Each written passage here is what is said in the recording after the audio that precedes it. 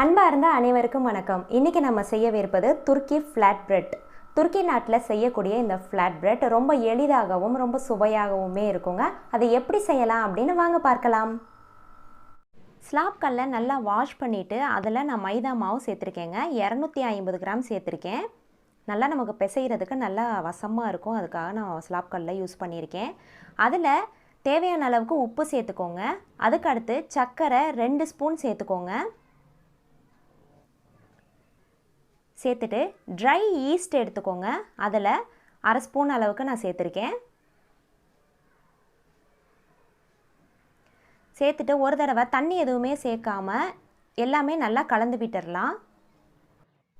எல்லாமே நல்லா கலந்து கொடுத்துட்டு அதுக்கப்புறம் இன்றைக்கி 1/2 டம்ளர் பால் எடுத்திருக்கேங்க. பேக்கெட் பாலாக இருந்தாலும் சரி, மாட்டுப்பால் எது வேணாலும் எடுத்துக்கோங்க. 1/2 டம்ளர் பால் அது கொஞ்சம் கை பொறுக்கிற அளவுக்கு நல்லா சூடு இருக்கணுங்க. அதை சேர்த்துட்டு ஒரு தடவை கலந்து கொடுத்துருங்க. ஒரு 1/4 டம்ளர் அளவு தான் ஃபஸ்ட்டு நான் சேர்த்துருக்கேன். அதுக்கடுத்து மிச்சம் இருக்கிற பாலையும் சேர்த்தாச்சுங்க. மொத்தமாக நம்ம 1/2 டம்ளர் பால் தான் நம்ம இன்றைக்கி சேர்த்துருக்கோம். அடுத்து நம்ம தண்ணீர் சேர்த்து இதை பிசைஞ்சு கொடுத்துடலாங்க. தண்ணியுமே நமக்கு கை பொறுக்கிற அளவுக்கு நமக்கு சூடு இருக்கணும். கொஞ்சம் கொஞ்சமாக சேர்த்து பிசைஞ்சு கொடுத்துருங்க.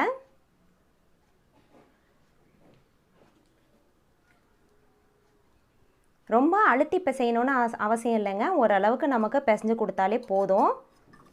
இப்போது பிசைஞ்சு கொடுத்ததுக்கப்புறமா நமக்கு சப்பாத்தி மாவை விட கொஞ்சம் டைட்டாக இருக்கணுங்க.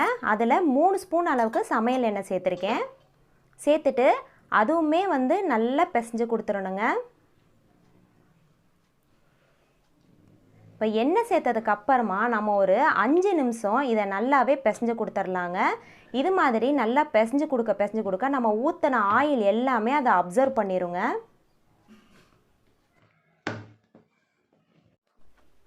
இது மாதிரி இந்த அளவுக்கு நல்லா பிசைஞ்சு கொடுத்ததுக்கப்புறமா மாவை வெடிப்பு இல்லாமல் ஒரே மாதிரி உருண்டை ஷேப்புக்கு கொண்டு வந்துடலாம்.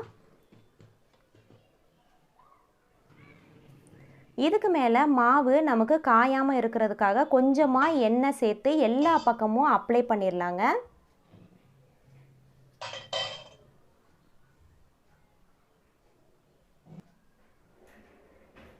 ஒரு இடம் கூட இல்லாமல் எல்லா பக்கமும் அப்ளை பண்ணிடுங்க. இதுக்கப்புறம் மாவை ஒரு பாத்திரம் வச்சு நம்ம மூடி ஒரு 3 மணி நேரம் அப்படியே புளிக்க விட்டுடலாம்.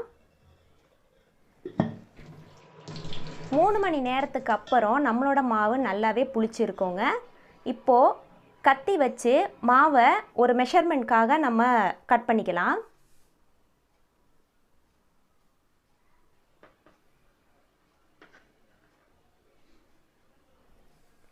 இது மாதிரி கட் பண்ணதுக்கப்புறம் அந்த ஒவ்வொரு பீசஸாக நம்ம குட்டி குட்டி உருண்டைகளாக பிடிச்சு வச்சுருங்க.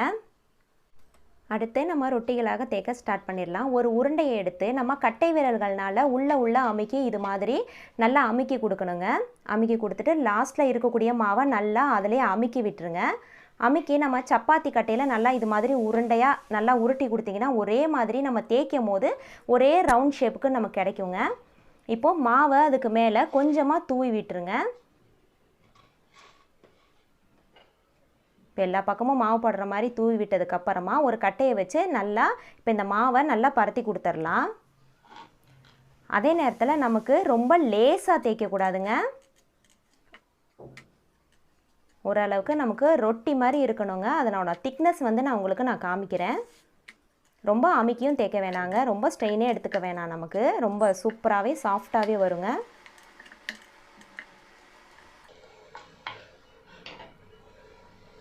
இப்போது நமக்கு தேய்ச்சாச்சு. மாவோட திக்னஸ் பார்த்திங்கன்னா இந்த அளவுக்கு கண்டிப்பாக இருக்கணுங்க. இதை விட லேசாக போயிடக்கூடாது கண்டிப்பாக. இப்போது தோசை தவாவை நல்லா ஹீட் பண்ணிவிட்டு அதில் ஆயில் எதுவுமே சேர்க்க வேணாங்க. நம்மளோட ரொட்டியை டைரெக்டாக நீங்கள் அப்படியே சேர்த்துருங்க.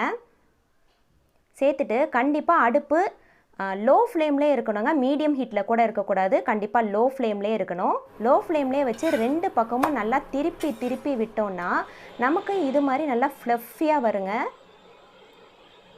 எந்த அளவுக்கு நல்லா புஃப்னு எந்திரிக்குதுன்னு பாருங்கள். ரொம்பவே சூப்பராகவே நமக்கு அந்த ரொட்டி நல்லா பூரி மாதிரி நமக்கு நல்லா எந்திரிச்சு வருங்க. இப்போது 2 பக்கமும் நல்லா இதே மாதிரி திருப்பி போட்டுக்குங்க. எந்த அளவுக்கு நல்லா ஃப்ளஃபியாக வந்திருக்குன்னு பாருங்கள். இப்போ 2 பக்கமே நல்லா இது மாதிரி திருப்பி போட்டு இந்த அளவுக்கு கண்டிப்பாக நமக்கு வெந்திருக்கணுங்க. ரொம்ப சீக்கிரமாகவே வெந்துருங்க, லேட்லாம் ஆகாது. இப்போ நான் இன்னொன்றையும் உங்களுக்கு நான் போட்டு காமிக்கிறேன். இதுவும் அதே மாதிரி தாங்க. தோசைக்கல்லை நல்லா ஹீட் பண்ணிவிட்டு அடுப்பை வந்து லோ ஃப்ளேமுக்கு மாற்றிக்கிறணும். ஒரு பக்கம் வெந்ததும் இதே மாதிரி 2 பக்கமும் திருப்பி போடுங்க. நமக்கு ரொம்பவே சூப்பரான ஃப்ளஃபியான துருக்கி ஃப்ளாட் பிரெட் வந்துடும்.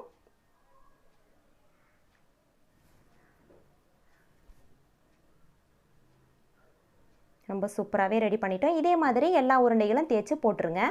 இப்போது நம்மளோட துருக்கி ஃப்ளாட் பிரெட் எல்லாமே ரெடியாக இருக்குதுங்க. எந்த அளவுக்கு நல்லா சாஃப்ட்னஸாக இருக்குதுன்னு பாருங்கள். நல்லா கர்ச்சீப் மாதிரி நமக்கு நல்லாவே மடிக்கிறதுக்கு வரும் பாருங்கள். நல்லாவே சாஃப்ட்னஸாக இருக்குங்க. இப்போ இதை நான் உங்களுக்கு பிச்சு கூட காமிக்கிறேங்க.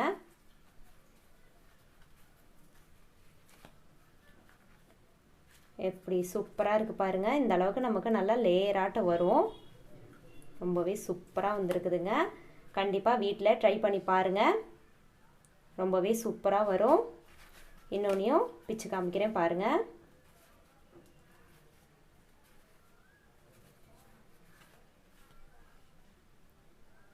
இந்த அளவுக்கு ரொம்ப சூப்பராகவே ரெடி பண்ணிட்டோங்க. இது வந்து நம்ம அப்படியே கூட சாப்பிட்லாங்க, இல்லைன்னா நமக்கு பட்டர் மேலே அப்ளை பண்ணிவிட்டு சாப்பிட்லாம். அதே நேரத்தில் சிக்கன் ரெசிபி எல்லாமே இதுக்கு ரொம்ப சூப்பராக இருக்குங்க. அப்படி இல்லைன்னா நம்ம காஃபியோட கூட வச்சு சாப்பிட்லாங்க. கண்டிப்பாக வீட்டில் ட்ரை பண்ணி பாருங்கள். ரொம்பவே சூப்பராக இருக்கும். ட்ரை பண்ணி பார்த்துட்டு எப்படி இருந்ததுன்னு கமெண்ட்ஸில் என் கூட ஷேர் பண்ணிக்கோங்க. இந்த வீடியோ உங்களுக்கு பிடிச்சிருந்ததுன்னா லைக் பண்ணுங்கள், ஷேர் பண்ணுங்கள், மறக்காமல் சப்ஸ்கிரைப் பண்ணுங்கள். நம்ம அடுத்த வீடியோவிலே சந்திக்கலாம். நன்றி.